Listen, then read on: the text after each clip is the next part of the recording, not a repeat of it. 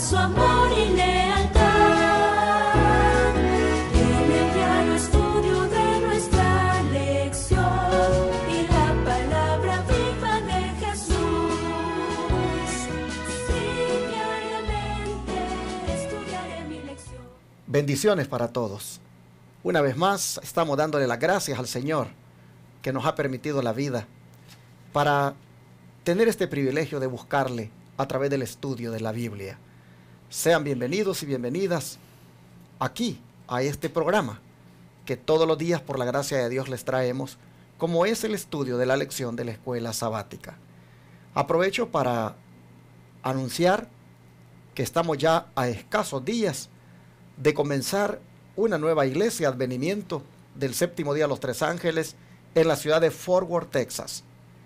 Quisiera invitar a todos los que nos escuchan en Radio Advenimiento o nos ven en Advenimiento TV por el área de Fort Worth y las ciudades vecinas. Quisiera invitarles para que se junten con nosotros para adorar a Dios todos los sábados, allí en el 800 West Seminary Drive, Fort Worth, Texas. Ahí 2 bloques al oeste de la Gran Plaza. Estamos muy cerca. Bueno, ahí está saliendo todos los días el promo, tanto en la televisión como en la radio, anunciando de la apertura de esta iglesia. Tendré el privilegio de predicar este sábado. Así que, pues imagínense, estamos hoy a miércoles. Prácticamente nos quedan solamente 3 días de que nosotros tengamos esta bendición de que en Fort Worth comience una nueva iglesia. Todos los hermanos que nos han estado siguiendo vía radio o vía televisión, ahora tienen la oportunidad de congregarse en una iglesia de verdad presente, una iglesia fundada en la sana doctrina. Así que no espere más y acérquese allí a la dirección que sale siempre en el promo que hemos hecho. 800 West Seminary Drive, en Fort Worth, Texas, 2 bloques al oeste de la Gran Plaza, entre las calles Henfield Street y College Avenue. Ahí está el templo, donde les esperamos este sábado. Mi esposa María Elena otra vez está conmigo para tener el estudio de hoy. Así que, buenos días. Buenos días, pastor, y buenos días a todos ustedes. Sean bienvenidos este día miércoles 3 de abril al estudio de la lección de escuela sabática. Vamos a ponernos de rodillas para orar. Padre nuestro que estás en los cielos, santificado sea tu nombre. Amén. Venimos, Señor, en esta mañana agradecidos contigo, Dios del cielo, porque eres tan bueno, Señor, es un Dios de amor, que ha provisto para nuestras vidas la salvación, Señor, y para eso ha provisto a su Hijo, Señor, para que pueda darnos la salvación. Muchas gracias, Padre Santísimo, por amarnos. Gracias, Padre, porque este día, Señor, podemos tener un nuevo día de oportunidades, Señor, y llegar delante de ti para suplicarte el perdón de nuestros pecados. Amén. Pido, Señor, que por favor nos bendigas en este estudio, que tu Espíritu Santo nos acompañe y que nos instruya, Padre, y nos enseñe estas verdades tan grandes que necesitamos aprenderlas. Gracias, Padre bendito, por lo bueno que eres. Nos quedamos contigo en el nombre de Jesús. Amén. Amén. Amén. Hoy continuamos con el tema del libertador prometido. María Elena, ¿de qué manera el libertador, o sea, Jesucristo, hizo la liberación del ser humano de aquella desgracia en la que cayó en el Edén? Bueno, dejemos que el apóstol Pablo conteste esa pregunta. Busquemos en nuestras Biblias, en el libro de Filipenses, capítulo 2, versículos del 5 al 8. Y nos dice: haya pues en vosotros ese sentir que hubo también en Cristo Jesús, el cual, siendo en forma de Dios, no estimó el ser igual a Dios como cosa a que aferrarse, sino que se despojó a sí mismo, tomando forma de siervo, hecho semejante a los hombres. Y estando en la condición de hombre, se humilló a sí mismo, haciéndose obediente hasta la muerte, y muerte de cruz. ¿Qué les parece? ¿Cómo el libertador prometido hizo el acto de liberación? A través de un gran sacrificio de su propia vida. Interesante cómo la Escritura presenta aquí que siendo en forma de Dios, no escatimó el ser igual a Dios, sino que más bien se despojó, dice, de eso, y toma esa forma de siervo, haciéndose semejante a los hombres, y en esa condición, dice, humillándose prácticamente, da la vida en esa muerte cruel como lo fue la muerte en la cruz. Así, mis hermanos, es como nuestro libertador vino a hacer esa grande hazaña para librar al hombre de la desgracia en la que había caído. El don de profecía, ¿qué nos dice al respecto? Bueno, el libro Comentario Bíblico, tomo 1, páginas 1098 y 1099 nos dice: tan pronto como hubo pecado, hubo un Salvador. Cristo sabía que habría de sufrir y sin embargo se convirtió en el sustituto del hombre. Tan pronto como pecó Adán, el Hijo de Dios se presentó como el garante de la raza humana, con tanto poder para impedir la condenación pronunciada sobre los culpables como cuando murió en la cruz del Calvario. Tremendo, hermanos. Y es que el que era comandante de los atrios celestiales, se quitó su manto real y su corona regia y se revistió esa divinidad con la humanidad. Vino a este mundo para estar a la cabeza de la raza humana como el hombre modelo. Qué bonito, qué hermoso, porque ese hombre modelo es el que nosotros tenemos ahora de cómo nosotros debemos de ser como él. Y hermanos, qué hermosas estas palabras cuando dice que el Hijo de Dios se presentó como el garante de la raza humana. Aquí nosotros vemos, hermanos, cómo el Señor pues estuvo dispuesto a entregarse, como decir, mi vida la doy para garantizar la vida de estos que por haber pecado merecen la segunda muerte.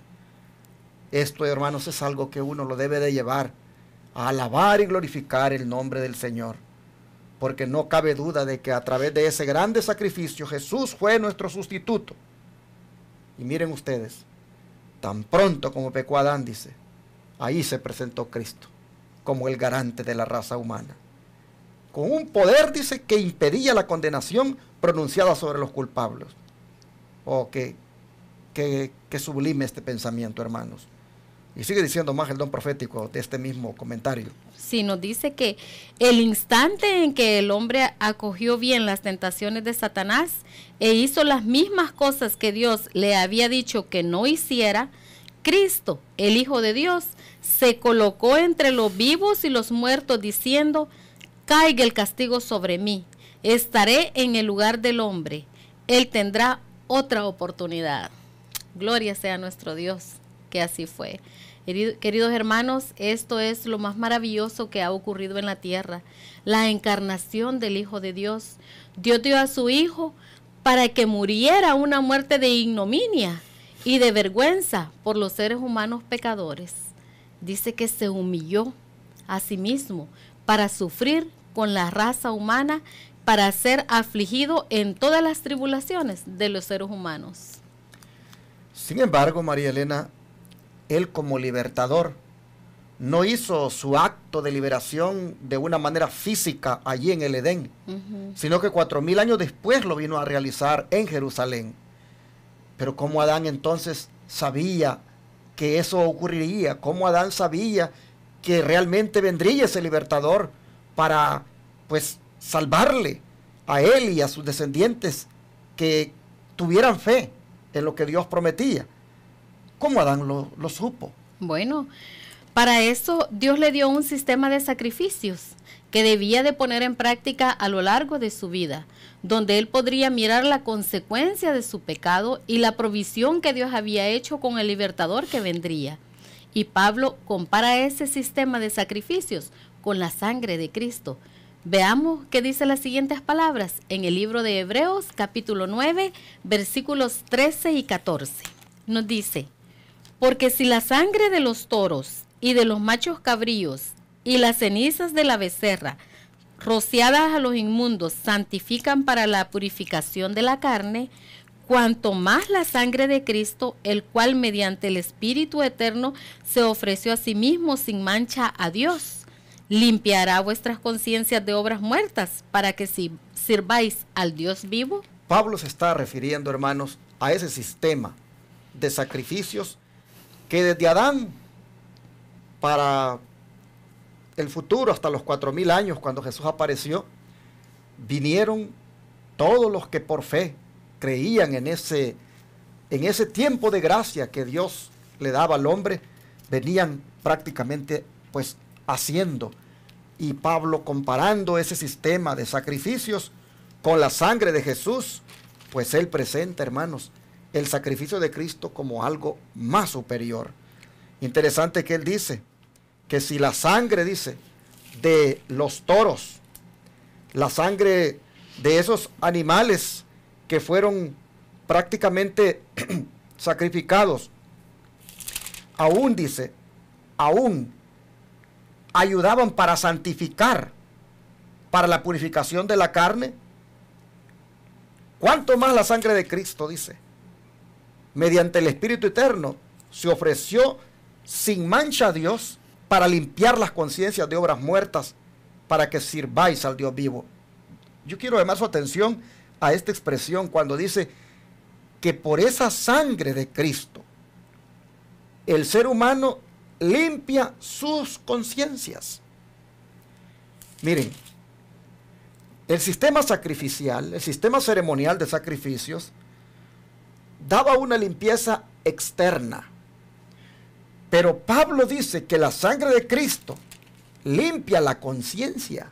Es decir, la sangre de Cristo hace una limpieza interna, limpia el alma. En ese sentido, es mucho más especial. Pero de antemano, a través de aquel sistema, pues el hombre podía aprender y sabría de que Dios cumpliría lo que había prometido. Imagínense ustedes, por 4000 años, el ser humano pagando con la muerte de un animalito inocente. 4000 años después Jesús viene y ese animalito que lo prefiguraba a él, ahora, hermanos, ya no se necesita más, porque Jesús es la víctima, Jesús es el Cordero, y al morir Él paga, hermanos, nuestra deuda, nuestra culpa. Y al pagar Él la deuda, ¿qué logró para toda la humanidad, María Elena? Bueno, vamos a leerlo en Romanos 6:23. Vamos a ver qué nos dice. Y nos dice: porque la paga del pecado es muerte, mas la dádiva de Dios es vida eterna en Cristo Jesús, Señor nuestro. Ahí está, hermanos. Lo que tú tenías que pagar, lo que yo tenía que pagar, que era con mi vida. Y esto, hermanos, cuando habla de que la paga del pecado es muerte, no se está refiriendo a la muerte de la que la mayoría de la gente está ahora padeciendo, sino que se está refiriendo a la muerte segunda, a la muerte eterna. Esa es la paga del pecado. Y eso es lo que tú y yo nos merecemos si no hubiera venido Cristo como garante. Miren ustedes, la paga del pecado es muerte, pero el regalo de Dios, podríamos decir, la gracia de Dios que les ofrece a los seres humanos, es que tengan vida eterna en vez de esa muerte eterna. Aquí nosotros miramos entonces cómo el libertador que estaba por venir a lo largo de la historia educó a los israelitas, les enseñó a través de aquel sistema de lo que Él vendría a hacer. Gloria a Dios por Jesucristo, que habiendo muerto por nosotros, nos libra de la segunda muerte, para que si morimos de cualquier circunstancia que podamos tener, de todas maneras, hermanos, muriendo en Cristo, el Señor nos libra de la muerte segunda, que es la muerte eterna, y nos viene a resucitar cuando Él venga, para vivir para siempre con Él. Miren hasta dónde llegó el grande regalo el grande sacrificio de Jesús y la grande esperanza que ahora tenemos. El don de profecía nos va a ampliar esto, cómo es que Adán y todos los que descendieron de él, pues pudieron aprender de aquel sistema de ceremonias, de sacrificios. ¿No es cierto? Sí, y el libro Patriarcas y Profetas, páginas 54 y 55 nos dice: para Adán, el ofrecimiento del primer sacrificio fue una ceremonia muy dolorosa.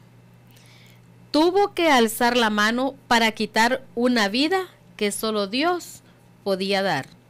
Por primera vez iba a presenciar la muerte y sabía que si hubiese sido obediente a Dios, no la habrían conocido el hombre ni las bestias. Qué triste, triste, hermanos, porque en el plan de Dios nunca estuvo la muerte, ¿verdad? Sino que la muerte llegó pues con la desobediencia, con el pecado, y por eso es que ahora esta muerte ha llegado hasta nosotros. Y me imagino el cuadro, teniendo él al animalito inocente allí. Y todas las veces, dice, cuando él, dice, alzó la mano para quitar esa vida que solo Dios podía dar, allí él podía mirar cómo es de grave el pecado, Sí. que hace que una criatura inocente tenga que morir. Cuando por primera vez, dice, iba a presenciar la muerte, sabía que eso no hubiera sido necesario si él hubiera sido obediente. Dice, mientras mataba a la inocente víctima, temblaba al pensar que su pecado haría derramar la sangre del Cordero Inmaculado de Dios. Hermanos, de antemano, el Señor impresionaba la mente de Adán y de sus descendientes con la muerte de aquel animal inocente, porque les daba el mensaje de lo que el Cordero de Dios vendría a ser. Pero miren ustedes, temblaba, dice, temblaba al ver que así como por su pecado moría aquel animalito, moriría también Cristo. ¿Qué sigue diciendo el don de profecía? Bueno, nos sigue diciendo: esta escena le dio un sentido más profundo y vívido a la enormidad de su transgresión, que nada sino la muerte del querido Hijo de Dios podía expiar, y se admiró de la infinita bondad que daba semejante rescate para salvar a los culpables.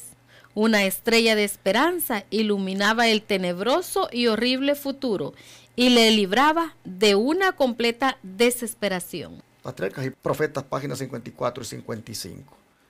Hermanos, creo que es bien claro aquí esta lectura del don de profecía en cuanto a lo que sentía de culpa, pero al mismo tiempo la esperanza que le daba de que pues podía él vivir un día por toda la eternidad cuando el Señor apareciera para pagar la paga del pecado. Hay otra cita aquí del Espíritu de Profecía que me gustaría que la leyeras también. Sí, esta cita se encuentra en la Historia de la Redención, páginas 148 y 149. Y nos dice que el sistema de sacrificios debía enseñar humildad al hombre en vista de su condición caída, y debía conducirlo al arrepentimiento y a confiar solo en el Señor para el perdón de sus pesadas transgresiones a su ley, por medio del prometido Redentor. ¿Qué les parece, hermanos, esto que dice la Historia de la Redención, páginas 148 y 149? Que el sistema de sacrificios debía enseñarle humildad al hombre. Yo pregunto, y al mirar nosotros que ese sistema de sacrificio se cumplió en Cristo, y ver nosotros a nuestro Señor que ha muerto por nosotros, ¿no debería también enseñarnos eso, humildad también a nosotros? Amén. Si los animalitos que morían debía enseñarle humildad al hombre en vista de su condición caída, y debía eso conducirle al arrepentimiento, a nosotros con más razón, hermanos, nos debe llevar a ser humildes y arrepentirnos cuando sabemos que Cristo en su propio cuerpo experimentó dolorosamente esa muerte. Hermanos, nosotros debemos ver el pecado como Dios lo mira, como algo tan desagradable, que provocó la muerte de su Hijo, para que nosotros, hermanos, no lo practiquemos, para que nosotros no sigamos pues en desobediencia. Y cuando hablo de pecado, hermanos, pues en ese término está abarcado todo lo que encierra, porque los actos pecaminosos son el resultado del pecado. El pecado es la raíz de los actos pecaminosos. Y el pecado es separarse de Dios, vivir separado de Dios. Y a mí me preocupa cuando, hermanos, nosotros nos descuidamos de la oración y del estudio de la Biblia. Porque al hacer eso, nosotros estamos separándonos de Dios. Y puede ser que estemos en la iglesia, puede ser que estemos congregándonos, pero aún así estar separados de Dios. Cuando no tenemos esa relación con el Señor, cuando ya estamos separados de Dios, hermanos, ya estamos en pecado. Y los actos pecaminosos vienen ahora como resultado, que son las malas palabras, los malos pensamientos, los malos actos.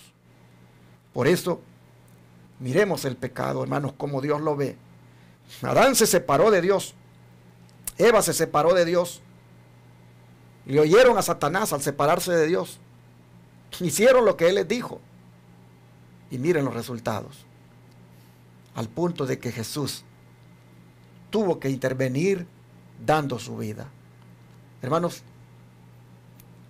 abandonemos el pecado, entreguémonos tanto a Jesús, vivamos tanto para Él, busquemos aprender de Él, que lleguemos al punto, hermanos, donde el pecado lo odiemos y no tengamos más deseos de transigir con Él. María Elena, ¿tendremos nosotros alguna prueba bíblica de que los hombres antiguos comprendieron de que un Salvador vendría, así como a través de aquellos sacrificios que se hacían? ¿Tendremos pruebas bíblicas de que aparte de Adán, hombres antiguos comprendieron de que un día el Salvador vendría? Claro que sí, pastor. Y no solo tenemos una, sino tenemos muchas en todas las Sagradas Escrituras, pero vamos a ver algunas de ellas. Por ejemplo, busquemos y leamos Judas 14 y 15, a ver qué nos dice. Y nos dice: de estos también profetizó Enoc, séptimo desde Adán, diciendo: he aquí vino el Señor con sus santas decenas de millares, para hacer juicio contra todos, y dejar convictos a todos los impíos de todas sus obras impías que han hecho impíamente, y de todas las cosas duras que los pecadores impíos han hablado contra él. Aquí está el primer hombre de los que pregunté si había en la antigüedad que pudieron mirar anticipadamente esta venida de Jesús como libertador. Bueno, nosotros vemos que Enoc hasta lo miró viniendo por segunda vez a este mundo, con millares de ángeles. Hasta la segunda venida de Cristo, Enoc recibió como revelación que ocurriría. ¿Qué les parece? Pero, ¿habrá alguien más profetizado de que Cristo vendría? Sí, vamos a leer el libro de Génesis, capítulo 49, versículos del 8 al 10. Y nos dice: Judá, te alabarán tus hermanos, tu mano en la cerviz de tus enemigos. Los hijos de tu padre se inclinarán a ti. Cachorro de león, Judá, de la presa subiste, hijo mío. Se encorvó, se echó como león, así como león viejo. ¿Quién lo despertará? No será quitado el cetro de Judá, ni el legislador de entre sus pies, hasta que venga Silo, y a él se congregarán los pueblos. ¿Se dan cuenta, hermanos? Jacob, cuando tenía reunido a sus hijos, él también, miren ustedes, miraba anticipadamente a Jesús viniendo y lo veía, hermanos, pues saliendo de la tribu de Judá, pues dice que no sería quitado el cetro de Judá, ni el legislador entre sus pies, hasta que viniera Silo. O sea, Jesús. Y a él se congregarán los pueblos. Nosotros miramos entonces que estos hombres antiguos, a través de aquel sistema de sacrificios, sabía de que vendría un libertador. Aquí nosotros miramos a Jacob, también corroborando lo que estamos diciendo, pero hubo un profeta que también miró anticipadamente a Jesús que vendría. ¿Quién es él? Bueno, vamos a ver quién es. En el libro de Números 24:17. Y nos dice: lo veré, mas no ahora. Lo miraré, mas no de cerca. Saldrá estrella de Jacob y se levantará cetro de Israel y herirá las sienes de Moab y destruirá a todos los hijos de Set. Este no es otro que Balaam, quien está dando esta profecía y está anticipando de que de Jacob saldría una estrella, saldría cetro de Israel y que éste heriría los cantones de Moab, dice en esta Biblia, y destruiría a todos los hijos de Set. Esta no es otra sino una referencia a Jesús. Él es la estrella. Amén. Él es el cetro de Israel. Él es el gobierno. Hermanos, estos textos nos dicen cómo estos hombres anticipadamente miraban a Jesús venir.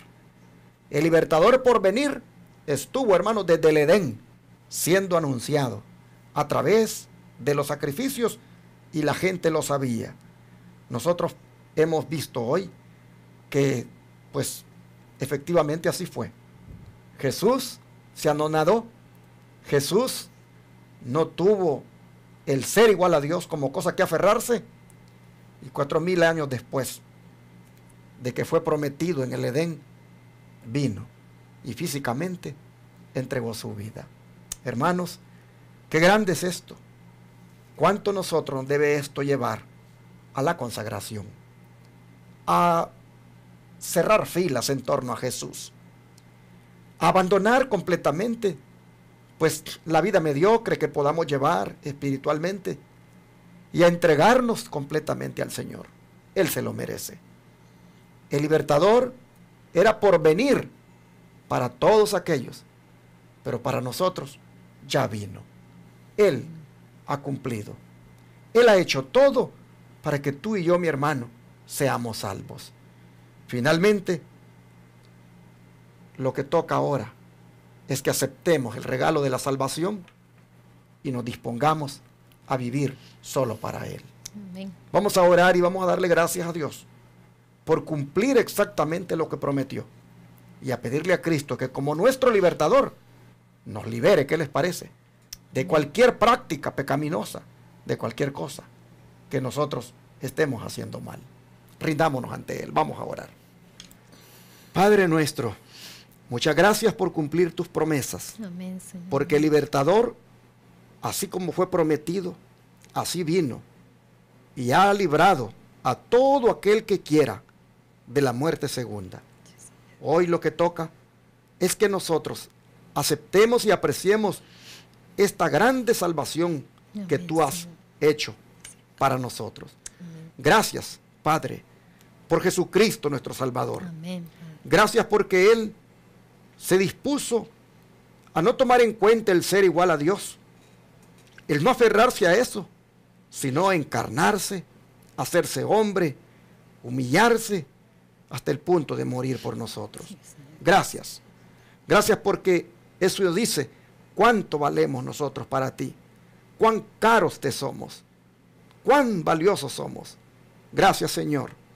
Ahora te rogamos que nosotros, pues, no solo demos gracias, sino que también con acciones mostremos que estamos agradecidos por esto. Amén, Señor. Dedicando, Señor, nuestras fuerzas, nuestros pensamientos y nuestras vidas solo a tu servicio. Amén. Gracias, Padre, porque aquellos lo miraron anticipadamente, que vendrías. Nosotros vemos que ya llegaste, pero también vemos que un día vendrás por nosotros para llevarnos contigo. Amén. De manera que nosotros vemos dos venidas, una pasada y otra futura. Anhelamos, Señor, que en esa segunda venida nosotros seamos completamente restaurados y disfrutemos para siempre contigo. Mientras tanto, danos odio por el pecado. Sí. Danos, Señor, esa capacidad de decirle no al pecado, de no transigir con él, porque no queremos, Señor, ser desagradecidos. Así, Padre, te lo pedimos en el nombre de Jesús.